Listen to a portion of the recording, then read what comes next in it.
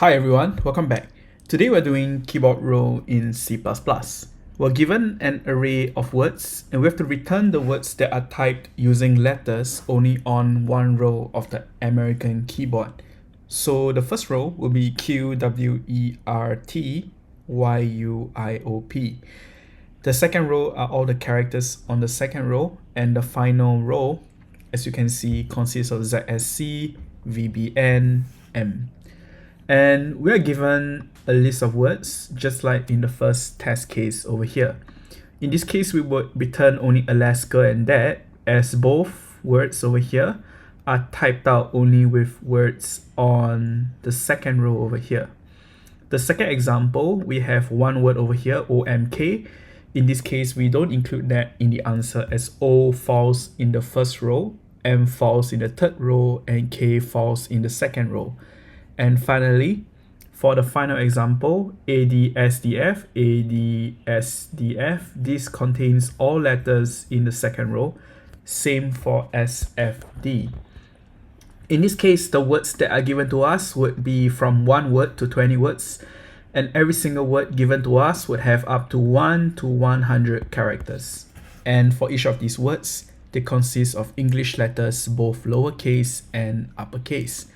To solve this question, in general, the approach would be something like this. We will be iterating through every single word, and we'll be using the first character to determine which row this word should belong to. So once we have that, we will check all subsequent characters if they belong to the same row as the first character. And if the word is still valid, then we will append that to a vector of strings and we return that as the answer. The second tricky part is we will be doing a lot of searching, checking whether if a character exists in a keyboard row. A naive way would be to store each of these characters into a vector of strings, but that's going to take O(n) time to check whether if a certain character belongs in a keyboard row, where n is the size of a keyboard row.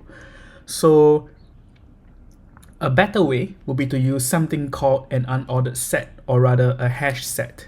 And what it does is it supports O(1) average time lookup for a given key. And how it does that is it does some hashing of sorts. So it hashes the value that you're trying to find into an index, and it uses that index to find exactly where it is inside the hash set. So that's pretty much for another video, but with that, let's quickly get out the skeleton of the approach. The first step would be to create 3 hash sets that contains all the characters it contains on each row. So define 3 hash sets, or rather unordered sets of characters in this case, and each of these unordered sets will represent the first row, second row, and third row. The second step would be to define a vector of string to contain the answer, and we will start to iterate through words, get first character, determine which row should this word belong to, and afterwards for each of the subsequent characters for each row, check if they exist in the word row. If it's still valid, append to answer and return. And that's pretty much the approach. So with that, let's get started.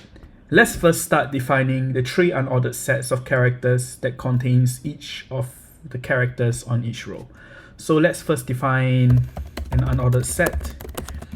This unordered set will contain characters, and let's call this first row. And we'll be using the constructor over here by passing in a given array of characters.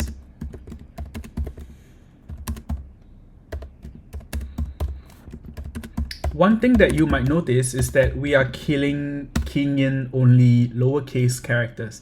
That is because it's for simplicity's sake. What we will do is we will lowercase every character before we check if it exists in this set. So that's pretty much it. So let's do the same for the second row.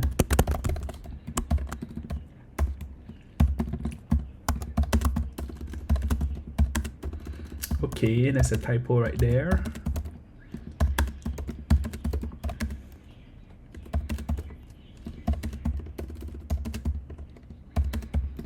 OK, and let's define the final hash set.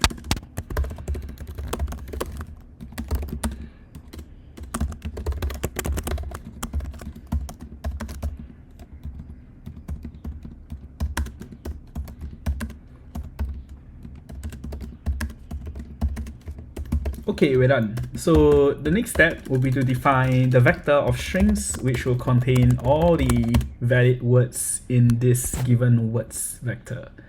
So let's call this answer, and let's set this to an empty vector like this. The next step will be to iterate through every single word. So for string words, in words, that's pretty much it. For each of these words, we will first get the first character. We will lowercase it, and we will use that character to determine which row we should use for that word. So let's define an unordered set, and let's call this current row. Notice that it's undefined at the moment. It's totally fine. We will be defining that in a bit. So the next step will be to get the first character. So let's call this first char, and this will be equals to word at the first index. And we will use toLower to lowercase this character. Now we'll be using this character to determine which row this word should belong to. So if the first row dot find first char is not equals to first row dot end, in other words, the first character exists in the first row, then what we will do is set the current row to be the first row.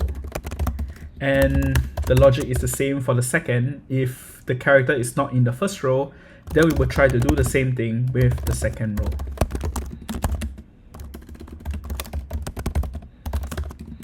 And current row equals to second row.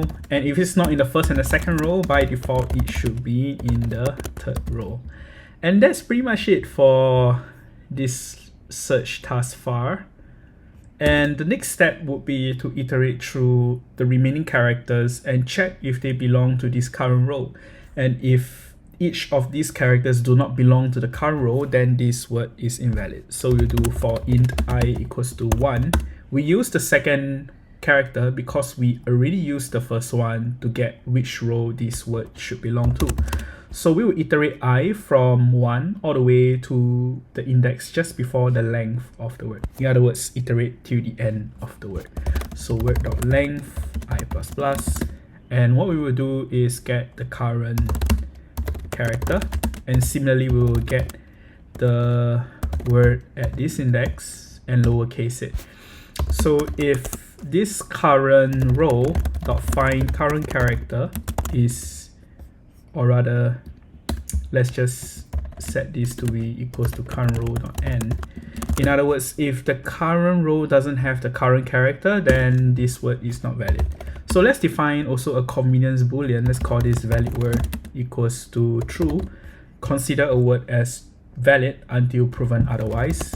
If that is so, we will set it to false and we will break the search. And that's pretty much it. And if after iterating through all characters and the word is still valid, then we would append this to the answer. So answer.pushback, add in the current word, and that's about it.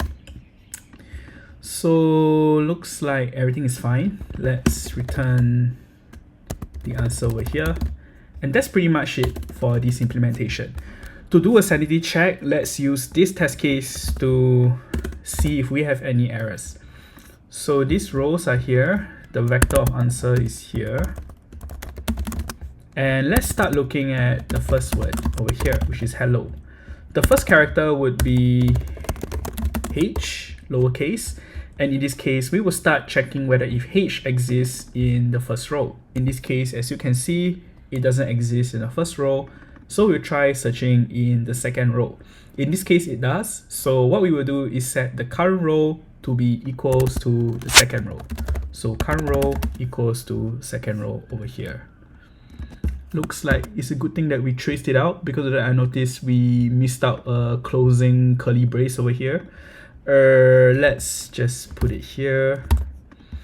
And now we will set is valid word to be equals to true, and we will continue with I equals to 1.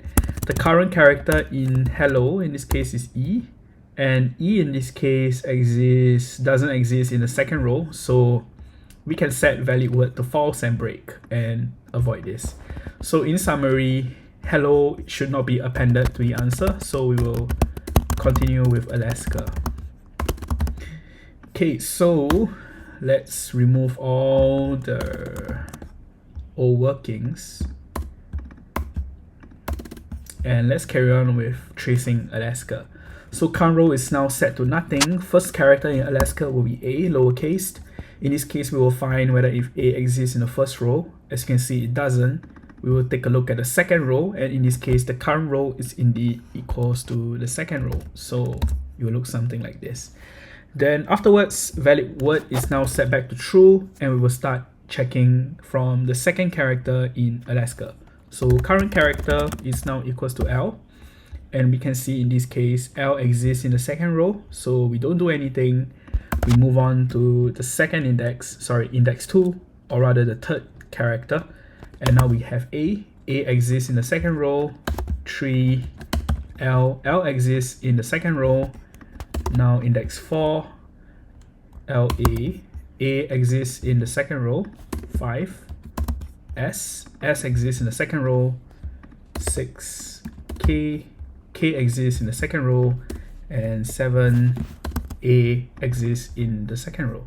So ALASKA 0, 1, 2, 3, 1, 2, 3, 4, 5. Actually, let me trace this again. I think I traced it incorrectly, so that we trace up to second. So index 1 is L, index 2 is A exists, index 3 is S exists, index 4 is K exists in the second row, and the final character is A, and it exists in the second row. So is valid is still set to true, and because it's set to true, we add Alaska into the answer. So answer will have Alaska.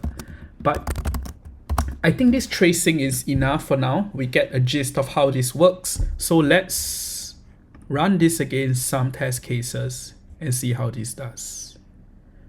So this passes, and let's submit this. And there we go. So we got it right this time. Let's take a look at the time complexity. And in this case, to make it clear, we're looking at the worst case time and space complexity. So if we let n to be the number of words, m to be number of characters, let's try to see how this algorithm's runtime will scale with respect to n and m using the big O notation. So over here, we define a constant number of variables. So this would not, the time complexity of defining these unordered sets will be O1. This is currently O1 for now, and we are iterating through every single word over here. So in this case, this will be ON, an outer time complexity of ON. And now we'll be taking a look at the time complexity of the nested for loop iterations. So it's going to take O1 over here. We define an unordered set, lower casing and getting a character from a string by index is O1. These are all O1 as well, O1. And over here we have a for loop, so this will scale with respect to m, where m is the number of characters in each word. So in this case, by definition, finding a character from an unordered set, if let's say x is the size of the unordered set, this would be OX.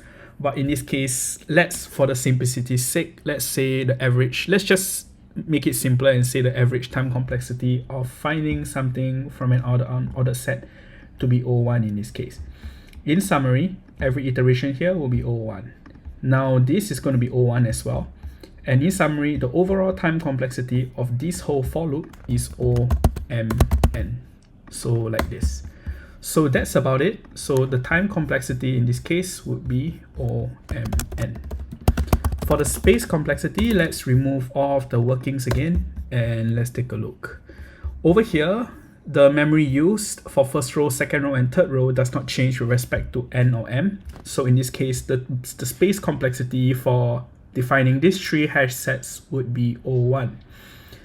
Over here, we will be going through the for loop. This variable is reused, so it's O1. in this case, we have an unordered set over here, which is the current row. This is going to be constant in memory because this will be set to either the first row, second row, or the third row. So this is O1, sorry, it's O1 space as well. In this case, everything here is O1 as well. The part which is ON, in this case, is the answer over here. So because the answer can have the same length as words, in the worst case where the words consist of only valid words. In this case, the space complexity will be ON. And if you really count the characters to be used in the memory as well, then you'll be ONM. So in this case, in summary, the space complexity is OMN as well. And that's pretty much it for this question. If you find this useful, please give us a like and subscribe, and we will see you in the next video.